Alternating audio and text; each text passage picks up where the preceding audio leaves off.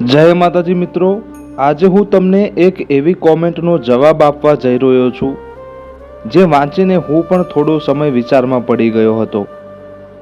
એક સબસ્ક્રાઇબરે લખ્યું, ભાઈ મને વારંવાર ખરાબ વિચારો આવે છે, પછી મને પસ્તાવો થાય છે. હું માતાજી પાસે માફી પણ માગું છું, પણ મને ખબર નથી પડતી કે માતાજી મારાથી નારાજ છે કે નહીં. હવે જે વાત હું કહેવા જઈ રહ્યો છું એ ખૂબ જ ઓછા લોકો જાણે છે. મિત્રો, શું તમને પણ ક્યારેક આવા ખરાબ વિચારો આવેલા છે? શું ક્યારેક તમને પણ એવું લાગ્યું છે કે મારા મનમાં આવા વિચારો કેમ આવે છે? શું હું ખરાબ વ્યક્તિ છું? શું માતાજી મારી ઉપર ગુસ્સે હશે?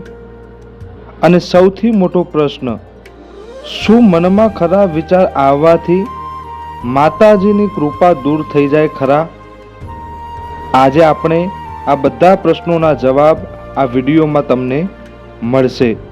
પણ છેલ્લે હું તમને એક એવી વાત જણાવીશ જે સાંભળ્યા પછી કદાચ તમારા મનના વર્ષો જૂનો ભાર ઉતરી જશે. એટલે વિડીયોને અંત સુધી જરૂરથી જોતા રહેજો. તો સૌ પ્રથમ મિત્રો, આ જે પ્રશ્ન છે એ આપણા ચેનલના સભ્યએ પૂછેલો છે. તેમનો દિલથી આભાર, કારણ કે ઘણા લોકોના મનમાં આ પ્રશ્ન હોય છે પણ પૂછવાની હિંમત નથી થતી. મિત્રો, એક વાત જરૂરથી યાદ રાખજો, જે વ્યક્તિ પોતાની અંદરની લડાઈ વિશે ખુલ્લેઆમ વાત કરી શકે છે તે વ્યક્તિ પહેલેથી જ સુધરવાની દિશામાં ચાલી રહ્યું હોય છે. આજનો વિષય કોઈ એક વ્યક્તિ માટે નથી, આ હજારો યુવતી અને યુવક માટે છે જેઓ અંદરથી આ જ પ્રશ્ન સાથે જીવી રહ્યા છે.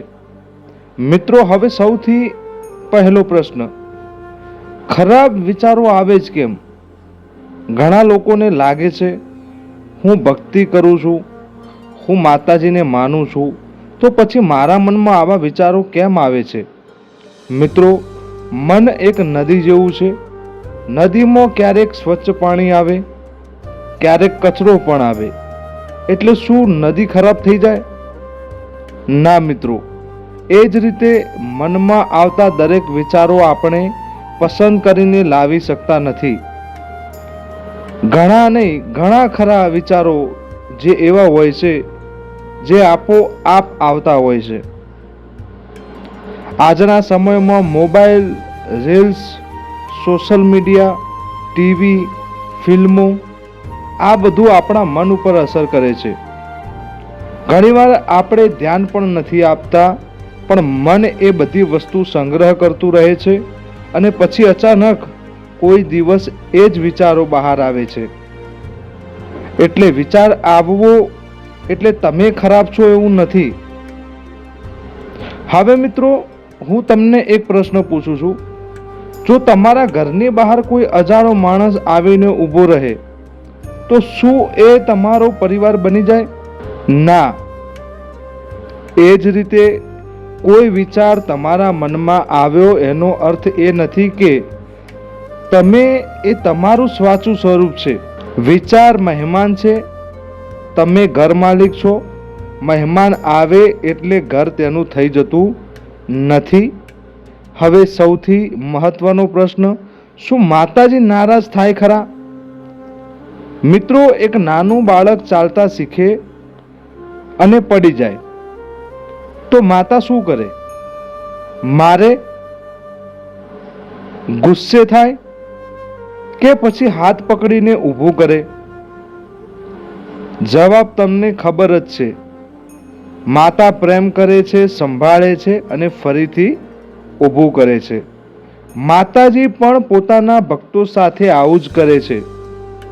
તમે એક વાત વિચારો, જો માતાજી માત્ર સંપૂર્ણ લોકોની જ મદદ કરતી હોત તો આ દુનિયામાં કોઈ ભક્ત જ ના રહે.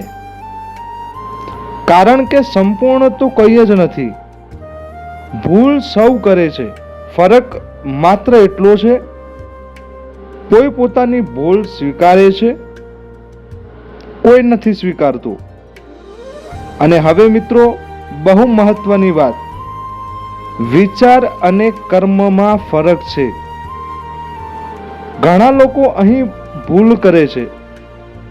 વિચાર આવ્યો અને જાણીને ખોટું કામ કર્યું, બંને અલગ વાતો છે. વિચાર તો પવન જેવો છે, આવે છે અને જાય છે, પણ કર્મ એ આપણે પોતે પસંદ કરીએ છીએ. હવે પ્રશ્ન, આવા વિચારો ઓછા કેવી રીતે કરવા? મારા અનુભવ પ્રમાણે રોજ સવારે અને સાંજે માતાજીનું સ્મરણ કરો, દીવો કરો, સારા ભજન સાંભળો, નકારાત્મક કોન્ટેન્ટ ઓછા જોવો, સારા લોકોના સંગ રાખો અને સૌથી મહત્વનું, પોતાનાથી નફરત ના કરો. ઘણા લોકો પોતાની સાથે જ યુદ્ધ લડે છે. હું ખરાબ છું, હું લાયક નથી, મારા જેવા ભક્તને માતાજી સ્વીકારશે નહીં. આ વિચારો સૌથી વધારે નુકસાન કરે છે. મિત્રો, જે વ્યક્તિને પોતાની ભૂલનો અહેસાસ થાય છે એ પહેલેથી જ સાચા માર્ગ ઉપર હોય છે. અને મિત્રો, હવે વિડીયોની શરૂઆતમાં પૂછેલા છેલ્લા પ્રશ્નનો જવાબ તમને આપી દઉં છું. શું ખરાબ વિચાર આવવાથી માતાજીની કૃપા દૂર થઈ જાય ખરા? તો મિત્રો, મારા મત મુજબ ના. માતાજીની કૃપા ત્યારે દૂર થઈ જાય જ્યારે માણસ પોતાની ભૂલને જ સાચી માનવા લાગે.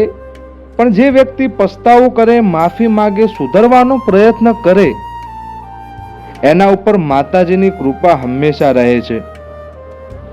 આજે આ વિડીયો જોતા દરેક ભક્તને હું એટલું જ કહીશ, તમારા મનમાં લડાઈ ચાલતી હોય તો હાર માનશો નહીં.